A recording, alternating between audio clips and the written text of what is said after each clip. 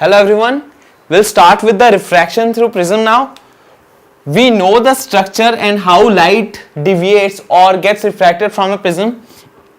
This is my rough diagram. I'll make the better diagram again.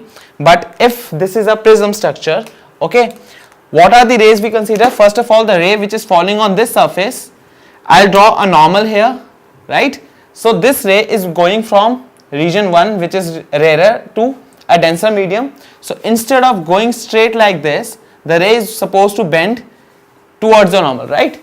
Then we have second surface where the light ray is going from a denser to rarer medium back to mu1, and this time instead of going straight, the ray is going to get away from the normal, that means in this direction. So this was the actual path of the ray, this is the emergent path of the ray. So if I join these two lines, I'll get the angle up to which the light ray has deviated from its path, the light ray has bent from its path. So this angle is called the angle of deviation which a prism causes, right? The straight path was deviated up to this point. So this is the angle of deviation, delta.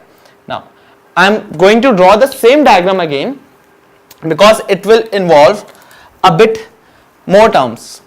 Let's see. This is my prism.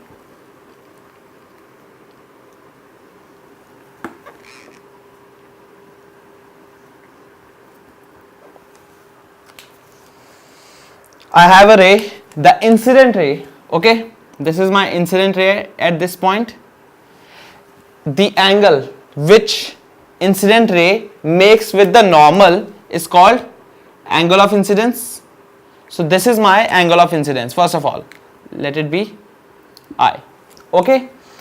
This ray which was supposed to go in this direction is bending towards the normal, so the ray will bend in this direction. Then again here you have another normal, so instead of going straight in this direction, the ray of light is going to bend away from the normal. This time getting away is in this direction, right? So this is the incident ray and this is the emergent ray. I'm rubbing those points which are not required. This is my angle of emergence. What is the angle of deviation?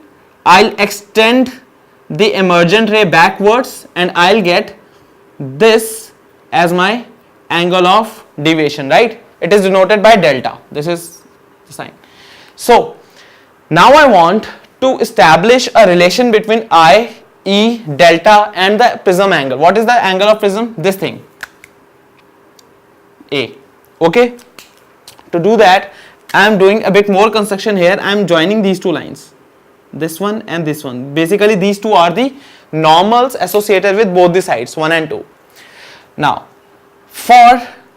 in this diagram you can see that angle I is equal to, I am marking more angles now. What is the first refraction angle? This was angle of incidence. What is the refraction angle? This, which is equal to, let it be R1. What is the angle of refraction for the second surface? For the second surface, angle of refraction is E. Try to understand. The ray which is incident on any surface is called incident ray. So on this surface, this is my incident ray, right? So this incident ray which is making some angle with the normal is called the angle of incidence. So this is my angle of incidence for the second surface. But right now, just to establish a relation between IEA, I am writing it R2. But you guys have to remember that this was the angle of incidence for the second surface and this is the angle of emergence. Basically this is the angle of refraction for the second surface, right? Let it be angle 3. This is angle 1, this is angle 2 and this is my angle 3, okay. Now I is equal to angle 1 plus R1, angle 1 plus R1. Why? Vertical opposite angles. Similarly, in this diagram, angle E is equal to R2 plus 2, angle 2 plus R2. Adding both, I'll get what? I plus E is equal to angle 1 plus angle 2 plus R1 plus R2, right? Now, what is angle 1 plus angle 2? Focus on this triangle. I'll mark it with another color. Focus on this triangle, angle 1, see this, and this triangle. In this triangle, angle 1 and 2 are basically vertically opposite angles or two interior opposite angles of delta. You remember that theorem of mass? The external angle of a triangle is equal to sum of two interior opposite angles. So delta is equal to angle 1 plus angle 2. So I'll have here, instead of these two terms, I can write delta. Rest remains the same. Delta plus R1 plus R2. Now we have to deduce an expression between RE delta and the prism angle A, where three terms are already done. We are supposed to find the relation between R1, R2 and A. So what we are going to do, see, in this triangle, the lower triangle, these two red lines, R1 plus R2 plus angle 3, R1 plus R2 plus angle 3 is equal to 180 degree, because they are sum of the angles of a triangle. So that makes R1 plus R2 is equal to 180 degrees minus angle 3, right? Another thing, this is a cyclic quadrilateral. How am I so sure that these 4 points are vertices of a cyclic quadrilateral? What is a cyclic quadrilateral? Where sum of two angles, the opposite, diagonally opposite angles, are equal to 180 degree. Here this is a normal, that means this whole angle is 90 degree. Similarly, this is also normal, that means perpendicular 90 degree. So these two, sum angle of two diagonally opposite angles are 180, that means it's a cyclic quadrilateral. Henceforth, A and 3 will also be equal to 180 degree. So angle A plus angle 3 is equal to 180 degree. Therefore, A is also equal to 180 degree minus angle 3. Or I should write it like this, second, and this is my first equation. Compare from 2 and 3, what do we get? R1 plus R2 is also equal to 180 minus 3 and A is also equal to 180 minus 3. That means R1 plus R2 is equal to angle of prism, which is A. So putting this value, substituting this value in equation 1, what do we get? We get I plus E is equal to delta plus A. This is the required equation which we were looking for. Now we have, if you can write it, I am going to rub. So if I draw a relation, which is basically graphical relation between various angles using this equation, what do we get? See, if I am taking the angle of deviation on this side, which is y-axis, and angle of incidence on this side, I'll get the graph something like this. This particular experiment is also in your +2 practicals, right? So you already have drawn it, I guess, by the time you're watching this video, or you are supposed to. So this is how deviation changes. First it decreases and then it increases again. So this particular point, which corresponds to minimum value of delta, is called angle of minimum deviation, delta m. The new term introduces angle of minimum deviation. Okay.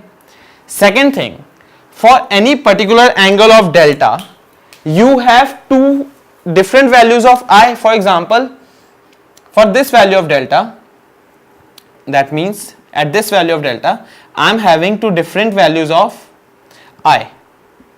One is this, another is this. So these are those values at which, first of all, if suppose this is 30 degree and this is 60 degree, so at both 30 degree of angle of incidence and 60 degree of angle of incidence, the angle of deviation is going to be same, plus the emergence, angle of emergence. How is this angle related to angle I? Is it always equal or is it not? This is a question which you are going to get the answer in a while. But see, I am giving you a hint that at angle of minimum deviation, there is only one value of I. So all we can say, at angle of minimum deviation, I and E are always equal. So R and R1 and R2 are also equal. See, what will we get using this relation? First of all, there were two things. I have to use this equation. See,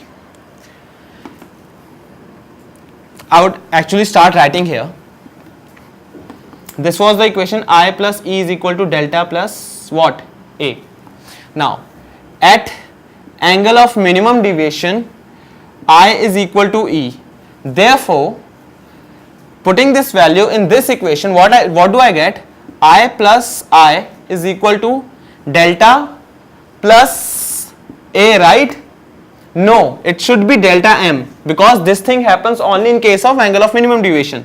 So 2I is equal to delta M plus A. That gives you I is equal to delta M plus A upon 2. This is the value of angle of incidence. Number 2, we deduced this part that R1 plus R2 was equal to A, right? But at delta M, first thing is I is equal to A, and second thing is R1 is equal to R2. Therefore, let us call it R, right? Because just taking this R1 as angle of refraction R corresponding to that I. So R plus R is equal to A. From this equation, instead of R1 and R2 is equal to A, we are writing R plus R equal to A. Hence, we get 2R is equal to A. That means R is equal to A by 2.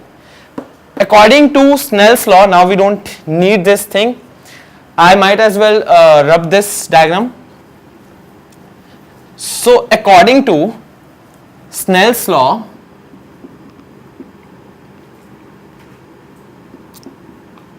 what is mu? Refractive index is sin I upon sin R. Refractive index of what? Refractive index of prism. Okay, many times I have written this same thing in different format. What? In terms of this. If this is mu1, this is mu2, this is mu1. For any part, for example, let this part. For this part, sin I upon sin R is equal to what? Mu, which mu? 1 mu 2 or 2 mu 1? Light is going from 1 to 2. This is 1 mu 2, and this ultimately converted into mu 2 upon mu 1, which is actually equal to refractive index of the glass of the prism, because this is what? Refractive index of the medium upon refractive index of the surrounding. So that is why I straight away wrote that part. Now, mu is equal to sin I upon sin R. So instead of I am using this, instead of R I am using this. So I am left with this part. Mu is equal to sin A plus delta M upon 2 upon sin A by 2. This particular equation, my friends, is called the prism formula.